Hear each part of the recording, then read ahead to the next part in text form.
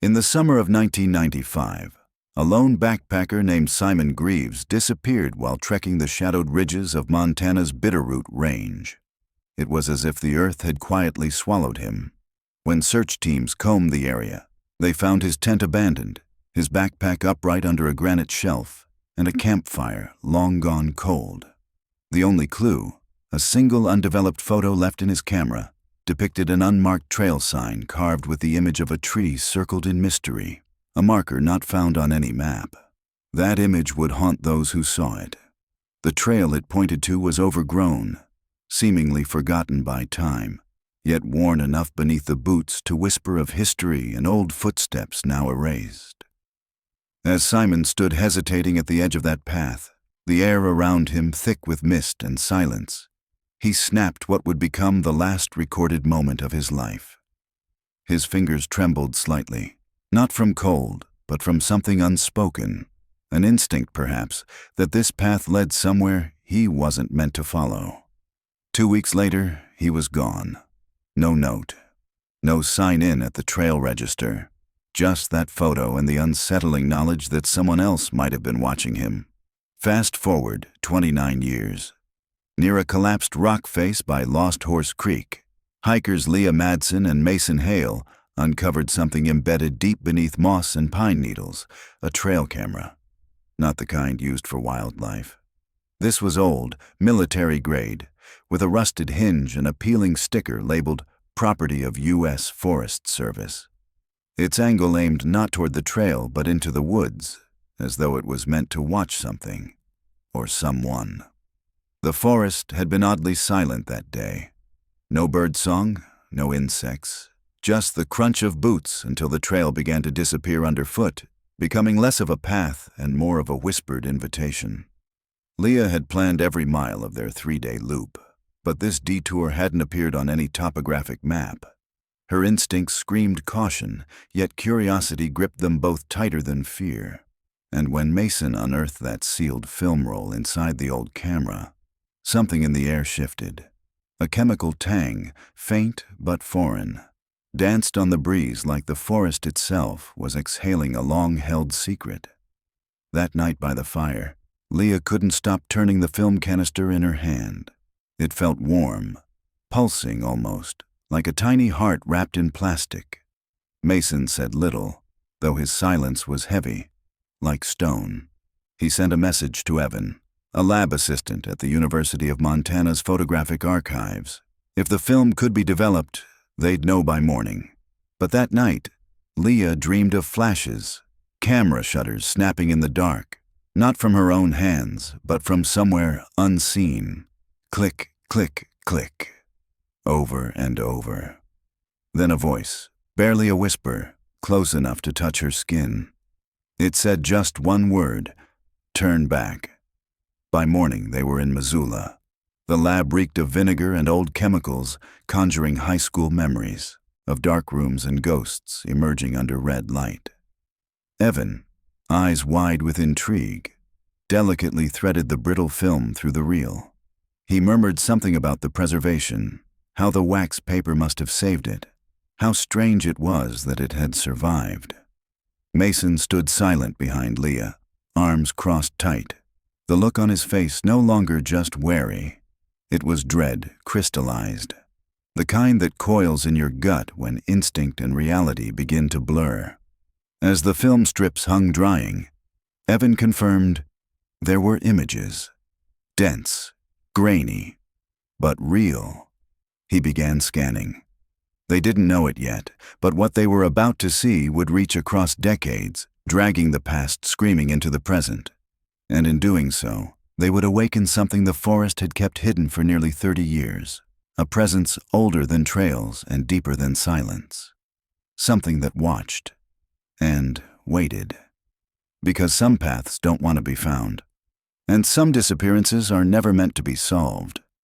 One by one, the images began to emerge on the monitor, fuzzy, green-tinted snapshots marred by decades of decay and distortion.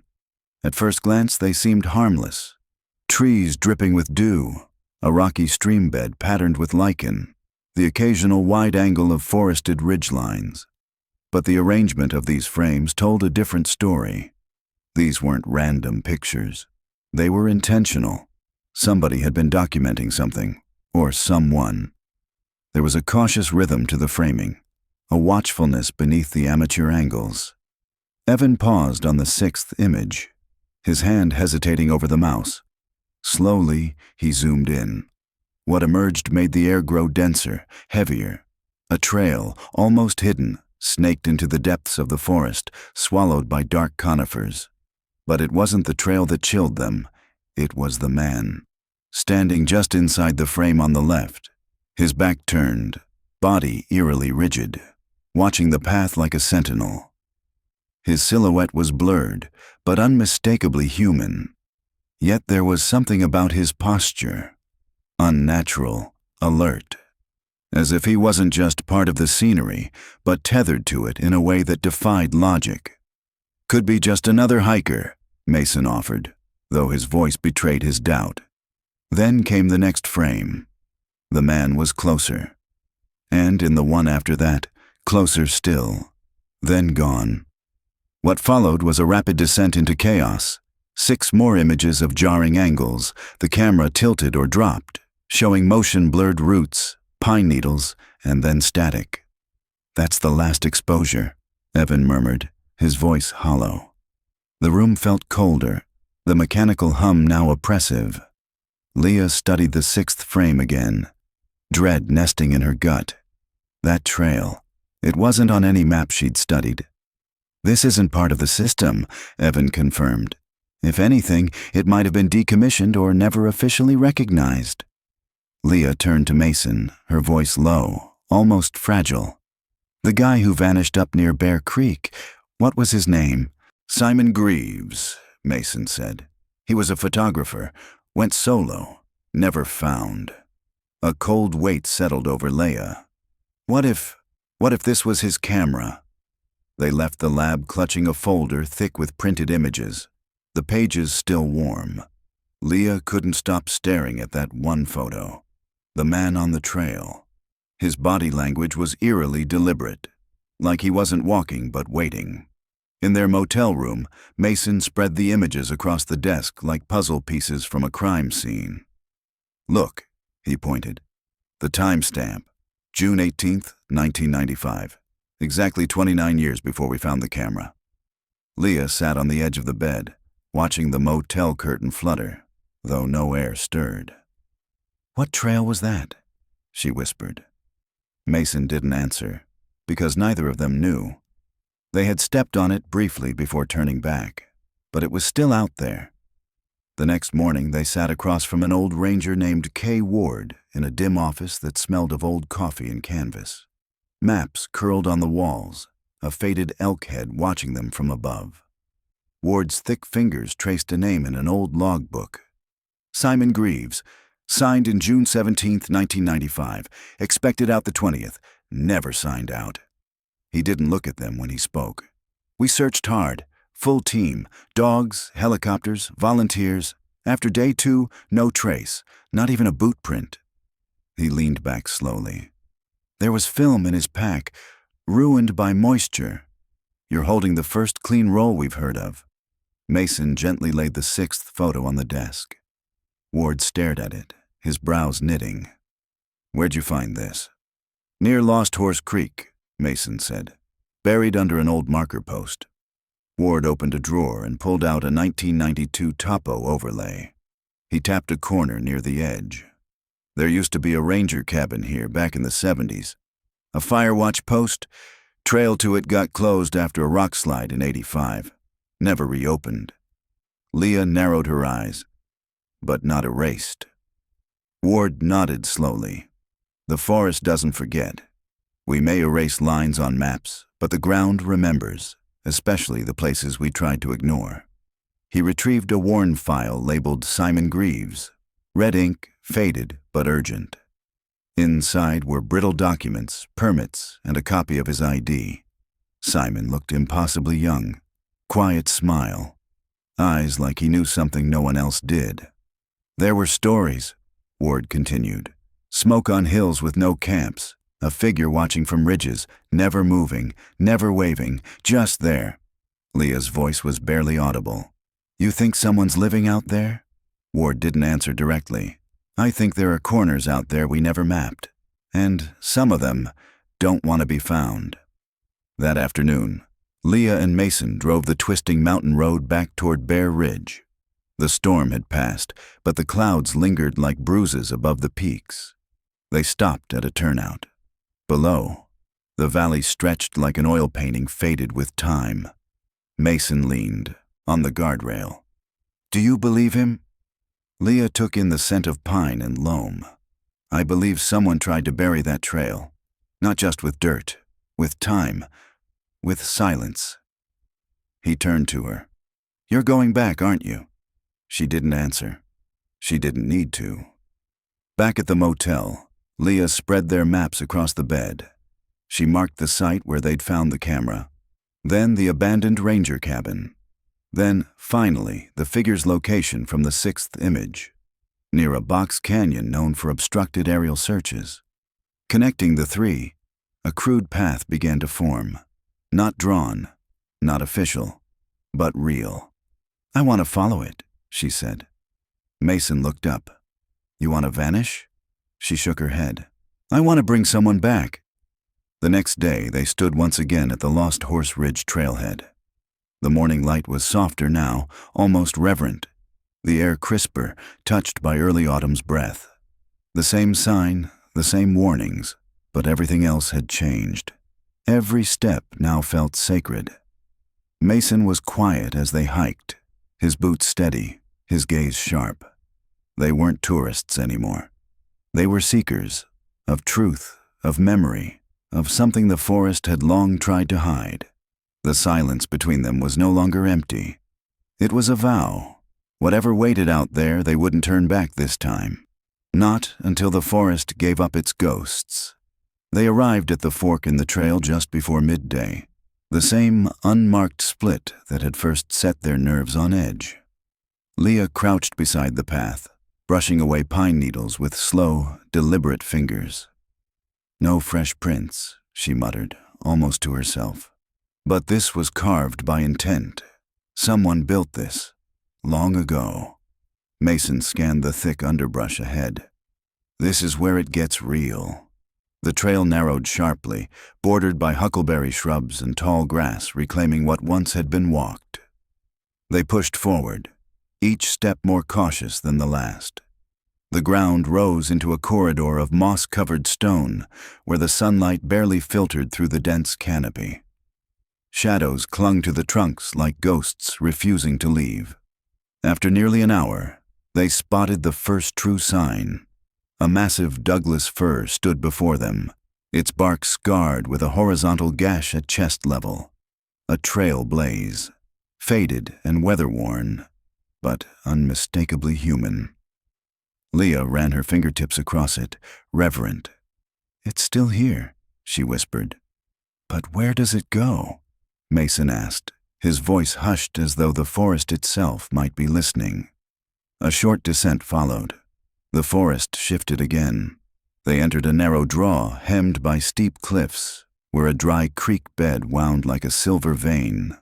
Among the rocks, something unnatural caught Leah's eye. A strip of olive-green canvas, half-buried, torn and fraying. She slid down and retrieved it, tent fabric, likely decades old. Nearby, Mason crouched over a blackened log. "Fire pit," he noted. "Old, maybe years. Could be from before the turn of the century." Leah's pulse quickened. They weren't the first to come this way. And someone had stayed. Clouds began to gather as the afternoon waned, and the wind slipped cold between the trees. The path faded under years of fallen branches and encroaching growth. But the clues remained.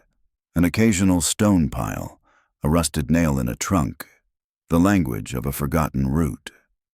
Then they saw it. At the far edge of a slope, the cabin stood like a memory barely clinging to form. Tilted, overtaken by ivy and rot, its roof partially collapsed. A single shutter moved gently in the breeze, creaking on rusted hinges. Leah stepped onto what was left of the porch and peered inside. Dust and silence filled the interior. The iron stove still sat in the corner, its belly blackened from fire, long gone. On the floor, something metallic caught the light. A small, square metal box. She opened it with Mason's help. Inside, a corroded compass, a faded map, and a sealed envelope. Her fingers trembled as she unfolded the note. The handwriting wavered across the page. If anyone finds this, he's not gone. I saw him. Same spot across the creek. 3 days, watching, never moved. Don't follow the ridge. It doesn't come back. The message was unsigned. The storm was coming. Thunder growled in the distance. Mason stood in the doorway, but Leah's gaze remained fixed beyond the cabin, to the place the note warned about. "Someone left that for a reason," she murmured. "Yeah," Mason said, "to tell us to stop." The next morning they ascended the abandoned ridge path, the northern spur. It wasn't just steep. It was punishing. A relentless incline that wore down the body and the will. Leah led, her every step guided by instinct now sharpened into obsession. She scanned constantly. Tree breaks, uneven earth, silent signs that something had passed this way. But the trail was quiet. Too quiet. As if the forest had swallowed all memory of those who'd walked it. Mason followed silently. Their conversation had diminished to glances and nods. They were no longer tourists or even investigators. They were trespassers. 2 hours in, they reached a false summit.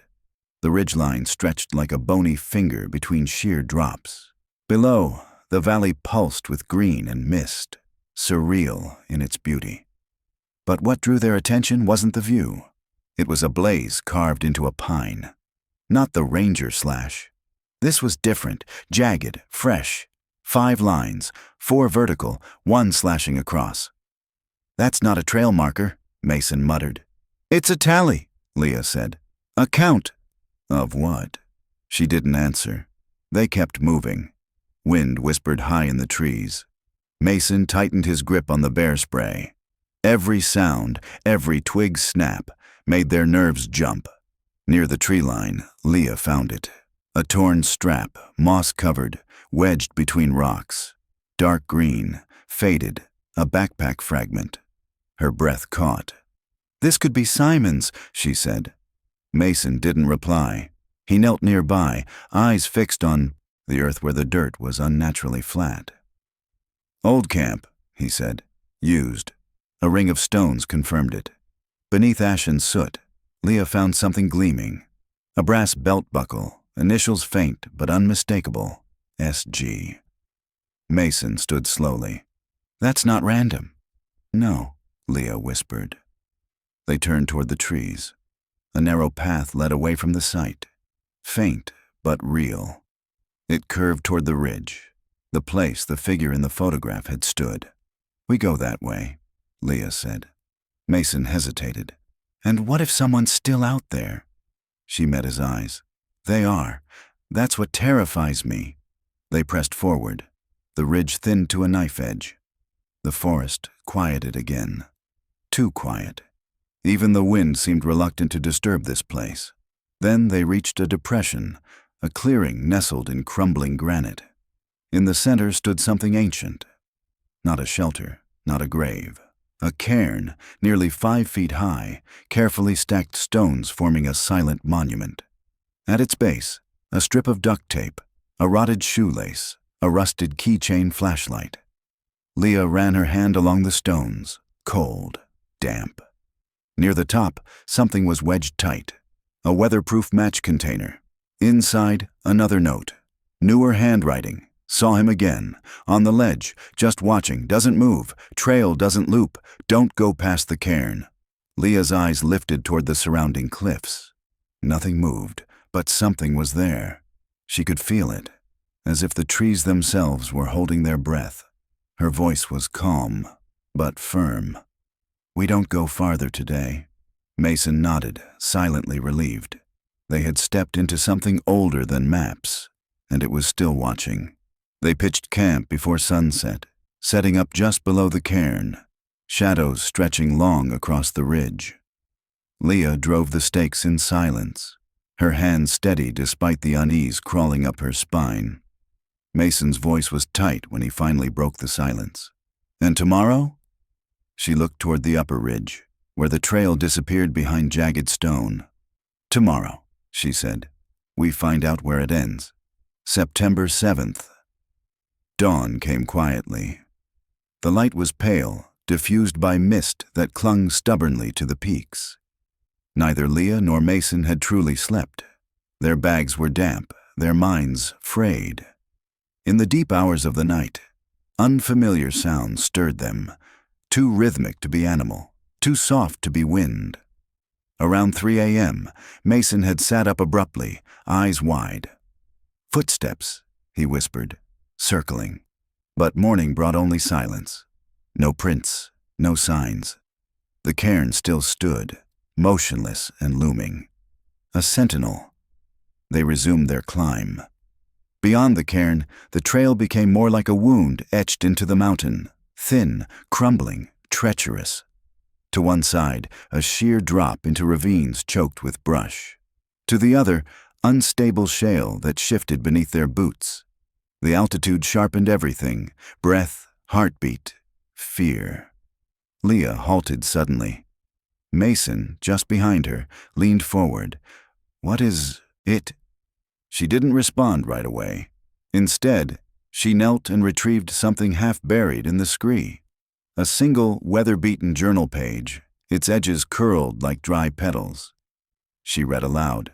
"August 16th, 1995, Day 3. I saw him again. Same place, same time. At the lightning tree. He's not looking at me, he's looking through me. And every time I blink, he's closer. I don't think this trail loops in space, I think it loops in time." Mason read over her shoulder, voice low. "It's him, Simon, or someone else who walked too far." They crested a bluff, and there it was. The tree, twisted, lightning-scarred. And beside it, a stone seat. Number not a seat. A shaped boulder, deliberately placed. A marker. Leah crouched and brushed her hand across its surface. Barely visible now, carved into the top. Greaves. Her breath hitched. "It's a memorial," Mason murmured. "Or a warning." The air shifted. Colder. Still. A pebble clattered somewhere above them. They turned, but saw nothing. Further up the trail, a shallow alcove came into view. Inside, a collapsed tent, fabric sun-bleached and shredded. Leah stepped inside, breath shallow. Among the debris, a broken lens cap, scattered AA batteries, a red carabiner, and then a metal tin like an old tobacco box. Inside were small personal relics. A button, a note, a sealed film canister wrapped in electrical tape. Mason knelt beside her. "That's the second roll." She nodded. He had 2 cameras, one was left at the fork. This one he carried to the end. The note inside read, "If you're reading this, I waited too long. If he follows you, don't look back. Don't speak. He only becomes real if you do." I buried the negatives at the bench. One shows him. Just one. Leah bolted upright. They hadn't checked beneath the stone bench. 10 minutes later, Mason's trekking pole hit something solid. Beneath a thin layer of moss and dirt, they unearthed a small waterproof bag. Inside, a coiled roll of negatives. Holding the strip to the light, they scanned the frames. Most were overexposed or blurred, but one image made them freeze. A photo of the stone bench, and behind it, blending into the rock, a tall figure, shadow-faced, watching, undeniable.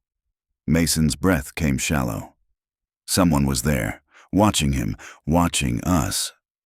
Leah said nothing, but inside, the dread crystallized. Simon wasn't just lost, he had been taken, swallowed by something that wasn't meant to be found. They didn't descend that night. Instead, they made camp below the bluff. The fire crackled weakly, and in the deep, windless dark, something stirred again in the trees, moving, pausing, never approaching, just present. September 8th. They began their descent at first light, moving fast, retracing their path with grim determination. Leia hadn't slept more than an hour. The image of the watcher behind the bench etched behind her eyelids. Below the scarred pine, Mason stopped. A faint side path veered, left barely more than an erosion line. This might loop around. Could get us back faster? Leia didn't hesitate. Let's go. The descent was punishing. Shale shifted underfoot. Vegetation thickened, pressing in like a closing fist. Then they reached a shelf cut into the hill, partially overhung by rock. Leia paused, wiping sweat from her brow, and then she saw it. A footprint, fresh, clear, larger than her own. Toes pointed uphill. "Mason," she whispered, "that's not ours." He froze, then scanned the slope above them. "We're being followed," she said, crouching to inspect it. "And he's not hiding anymore." They moved without speaking, quiet, controlled, survival mode. By midday, they reached a break in the trees. Below, finally, the cabin. But something was wrong. The air smelled of smoke, acrid, recent. Mason broke into a run. Leia followed. At the old fire pit, embers still smoldered, but not from their fire. Someone else had been there. And waiting beside the flames was a photo. Printed, fresh. The same image from the negatives. The bench. The watcher. Only now, someone had circled the figure in thick black ink. Beneath it, scrawled in slanted handwriting, "You're looking in the wrong direction." Leia felt her heart surge into her throat. "They have the second roll," Mason said. "Or, they were there when we found it." Leia's voice cracked. "Simon didn't just disappear. Someone made him vanish, and now they're watching us." A branch snapped deep in the trees. They ran. By sundown, they reached the trailhead. Their vehicle sat untouched, or so it seemed, until Leia saw the paper taped to the driver's window. Another photo, of her and Mason, standing at the cairn, taken from above. Someone had followed them the entire time. Mason tore the photo from the car window, his hand trembling. "This is real," he muttered, eyes wide. "They're watching us." Leia stared at the image, her own face frozen mid-motion, a portrait of confusion and fear. She didn't remember looking up. There had been no flash, no shutter sound. Whoever had taken it had done so silently and from above. Her breath came slow and tight. Her spine tingled with the cold realization that they were not alone. She turned to Mason, her voice level despite the icy dread. "We're not going home." He blinked. "What?" She held up the photograph. "We don't leave. Not until we find out who's still out there. This didn't end with Simon. It didn't begin with him either." Mason nodded slowly, understanding dawning in his expression. And behind them, deep in the forest, a twig snapped. The next day, in Missoula, they sat once more in the forensic imaging lab at the University of Montana. Leia hadn't let go of the photograph. This new one, not the recovered negative or the circled print, but the picture taped to their car, taken without their knowledge, clear enough to see the fear in their eyes. Evan Jason, the grad student, was hunched over the imaging equipment, eyes locked to the monitor. "Whoever took this," he said, "was using serious gear. Telephoto lens, maybe 600 millimeters. That puts them 300 feet away, at least." Leia stood behind him, arms folded. Her hands, though, betrayed her, the fingers twitching faintly. "Can you pull a reflection?" Mason asked. Evan was already working on it. He zoomed in on a shadowed smudge in the corner, an outcropping of granite just past the tree line. Slowly, using layers of spectral filtering, the outline emerged. A figure, indistinct but undeniable, holding something long, either a camera or a rifle. Evan leaned back. "They were above you, on the overlook ledge." Leia's jaw set. "They're tracking people who get too close. That's why Simon didn't come back." And he wasn't the only one, Mason added. He opened his pack, pulling out the envelope from the trail log box. Inside were copies of permits, names, dates, all tied to that same area. All missing. 6 people, maybe more, Evan murmured, scanning the names. There's a pattern, Leah said. This wasn't random. And you're sure someone followed you? Evan asked. Yesterday. Mason nodded grimly. We think they were watching us from above the Chiron. This isn't just a disappearance case anymore, Evan said. It's predatory. You need to take this to law enforcement.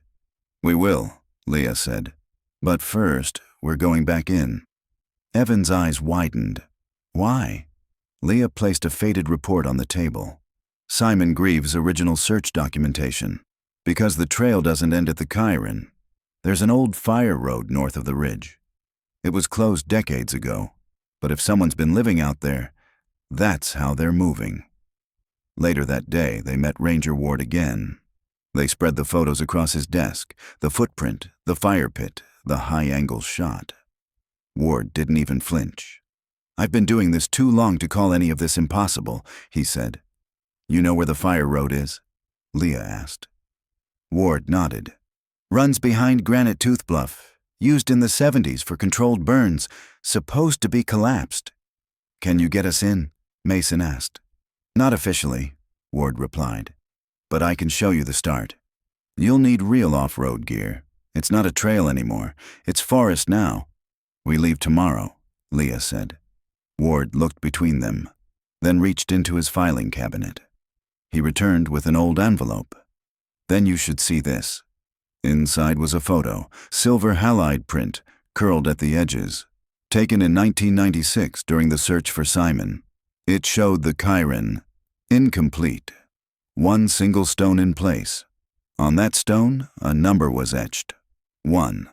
They weren't marking the path, Ward said. They were counting. September 10th. The fire road was almost a rumor. Ranger Ward had drawn it from memory. Red dotted line cutting behind Granite Tooth Bluff and tracing the upper boundary of the ridge trail. Now it was mostly overgrown. The forest had tried to erase it, but not entirely. Someone had been keeping it usable. Tire tracks, faint but visible. Not fresh, but not ancient either. Likely an ATV. Mason knelt at a sapling, its bark scraped clean in a vertical scar. Not hikers, he said. Something heavy came through here. Leah adjusted her pack. Quiet from here on. By midday, they found a clearing. Flat, cleared recently. A makeshift cabin stood at the center, its roof tarped and pinned with stones. Around it, a rain barrel, a ruined picnic table, and a rusted trail sign. Leah knelt, wiped away grime. Bitterroot National Forest, Fireline Spur, decommissioned. They moved in cautiously. No sounds, no movement. Inside the cabin was a cot, a stove, shelves of old canned food. Maps layered the walls, annotated in red and green ink. And pinned beneath a plastic overlay, photos of hikers, some recent, some decades old, faces, some blurred, some crystal clear. Names and dates written below. August 1991, 3 nights alone, didn't return. June 1993, tent site 7, took path, Simon Greaves, watched twice, then gone. At the bottom, a final photo. A woman mid-step, headlamp around her neck. Underneath, Leah Madsen, September 24th. Came too close. Leah stumbled back. What the hell? Mason turned toward the door, panic rising. He's been watching since we started. Leah rummaged through drawers, overturned boxes. Inside a locked tackle box, she found an ID. Forest Service. Charles Kellerman, issued 1989, expired 1997. Mason froze. He was the surveyor. He didn't disappear. No, Leah whispered. He stayed. They examined the maps again. A pencil-marked trail snaked around the ridge, ending in a spiral. At the center, a dot. Beside it, in shaky script. Everything ends here. They packed fast. As they exited the cabin, the wind picked up. A tarp flapped. The sign rattled. Leah stopped. A sound, a click, like a shutter. She looked up. Branches, nothing else, but she knew. He wasn't in the cabin. He was out here, watching, leading. September 11th. The trail ended where no trail should exist. A horseshoe-shaped basin, invisible from all high points. Leah and Mason stood on its edge, breath held, the world around them silent. Even the forest seemed afraid to make a sound. They descended slowly, following the hidden path to a place no map acknowledged, where someone, or something, was waiting, and where everything would end. Then the forest opened up again, and everything changed. The trees thinned, the earth flattened, stained with soot and old memory. Mason crouched, brushing his fingers across the dirt.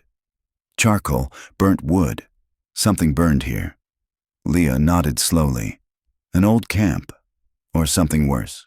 Embedded in a stump nearby, a rusted saw blade glinted beneath a thin layer of moss. 3 waist high, wooden stakes protruded from the earth beyond. No rope, but placed with eerie precision. As they stepped past them, they saw it. A door. Just the door. No frame, no walls. It stood upright in the soil, half buried, framed in splintered lumber like it was the only part of a structure that hadn't collapsed. Beyond it, nothing but bramble and scattered stone. But the door stood as if guarding something unseen. Leah approached cautiously. No knob, no hinges, just weathered cedar and rusted nails. Across its surface, crudely carved words. He followed me back. Her breath caught. This was a wall once. Mason stood beside her. He built something here, something he lived in, or died in. They circled the door. Behind it, the ground dipped into a pit, partially caved in, rimmed with rock and tangled brush. Shards of metal jutted out from beneath soil, and bone fragments, small, weathered, peeked through the debris. Among them, a bent wire frame of eyeglasses. Mason picked it up, lips tight. Could be Simon's. Leah scanned the tree line. Or Kellerman's. That's when she saw the camera. Tucked under a moss-covered log, its body black plastic, its lens long and dusted with dirt. It looked newer than Simon's, early 2000s maybe, but abandoned just the same. Its strap was wrapped deliberately around a branch, like bait or a warning.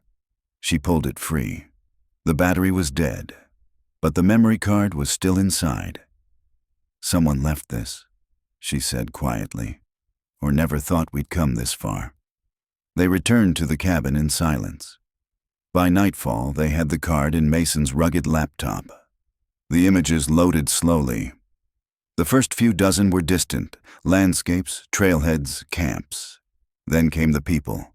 A woman stirring water at a fire, a boy tying his boots, a man rinsing his face in a creek, all unaware, all documented. Then, a folder named Ridge. 5 photos. Each was taken from a high bluff overlooking the pine scar and stone bench. Each showed someone different. Hikers standing in silence, unaware they were being watched. One was Simon, another a girl in a yellow jacket. A third was Leah, 4 days ago, hands on her pack, looking up toward the sky. The last image was different. Taken at night, blurred, flashlit. A man mid-scream, face contorted in panic. Behind him, deep in the trees, another figure, misshapen. Too tall, not quite human. Mason whispered, "That's not Kellerman." Leah swallowed. It's what he saw. Silence fell over them. Then Leah stood. This isn't just about vanishings, it's about isolation, about eyes in the dark. Whatever was here, it fed on that. Mason looked at her, pale. You think it's not human? I think Kellerman started as a man, but something out here twisted him, or something found him. Outside, the wind surged suddenly. The cabin door slammed shut with a thud. Neither of them flinched. They knew they were being watched. September 12th. They hiked. Back toward Darby Ranger Station, their packs heavier now. Not with gear, but with truth. The memory card was real. The photos time-stamped, GPS tagged. And yet, It was the final images, the night shots, the panic that Leah couldn't shake. They moved fast. The fire road, once grueling, now felt like salvation. Just before midday, Mason stopped. A cleanly snapped branch lay across the trail, not weathered, recent. Boot prints nearby, space too wide for casual walking. Running, someone else had found what they found. They reached the station by dusk. Ward stood on the porch, waiting. He saw their faces and didn't speak, just led them inside. Leah placed the laptop on the desk. Images scrolled across the monitor. Ward remained still. Then Leah opened one last folder. She showed him the final photo, the screaming man, the figure behind him. Ward's eyes narrowed. "I've seen him." Both Leah and Mason turned. "In '94, Ward said. Boy Scout troop got separated in a storm, found two of them hiding near a rock shelf, said something was watching them, tall, silent. They said it wasn't a man." Mason's voice was low. "And you believed them?" Ward nodded. They had that same look, like something inside had snapped. Leah unrolled the map from the cabin, pointing to the spiral drawn by Kellerman. He thought the trail looped psychologically, that it broke people, made them see things, or let something see them. Mason added, "The cairns weren't just markers. They were gravestones. Everyone meant someone didn't come back." Ward nodded slowly. "So what now?" Leah answered steady. "We name them. We show the photos. We tell the truth." That night, they stayed in the station, too exhausted to leave. Leah couldn't sleep. At 2 a.m., she stepped outside. The stars were sharp above the ridge. Cold air brushed her cheeks. Then, on a distant rise, she saw it. A flash. Just once, not lightning, not fire, a camera. "I see you too," she whispered. September 13th. They launched the drone at dawn. Leah stood behind the operator as it rose above Granite Tooth Bluff and scanned the basin where the door had been. They'd called in help, university gear, a foundation's resources, and quiet backing from Ward. Then, "Stop!" On the screen, near the cliff edge. A figure, still, facing outward, dressed in black. The camera zoomed, no face, no movement. Then it turned, its head shifted. Where skin should have been, nothing, just gray, featureless. The screen glitched. 3 seconds later, the figure was gone. Leah backed away from the screen. "Print that frame." By afternoon, Mason returned from the shelter with final evidence. Rope, a dulled knife, and a sealed envelope. Inside, an undeveloped photo. It showed the bench again, but from the opposite side. Someone hiding behind the trees, watching Leah. "It's from his view," Mason said. "Kellerman, or what he became." That night, they held a press conference. Leah stood, calm but weary. "We've recovered physical evidence. We've identified multiple missing individuals. We've documented a pattern." She didn't sensationalize. She named the missing. "We believe at least 7 disappearances linked to this location. We now have evidence suggesting those who went missing were being watched." When asked if the person responsible was still alive, she looked into the camera. "Yes," she said, "but I don't think he's alone anymore." October 1st. The digital archive launched. Photos, maps, journal entries, names, public access. By morning, comments flooded in. "I saw him in the sawtooths." "My sister vanished in Glacier. Her last photo had someone in the trees. Please check Olympic. I think it loops." In a quiet cabin in Jackson, Leah sat awake reading each one. Her gear was packed, her map marked. Above her desk, a photo. The bench, the pine, and the figure. Still waiting. Because some trails don't end. They just go quiet until someone else walks too far and finds the truth, or becomes part of it.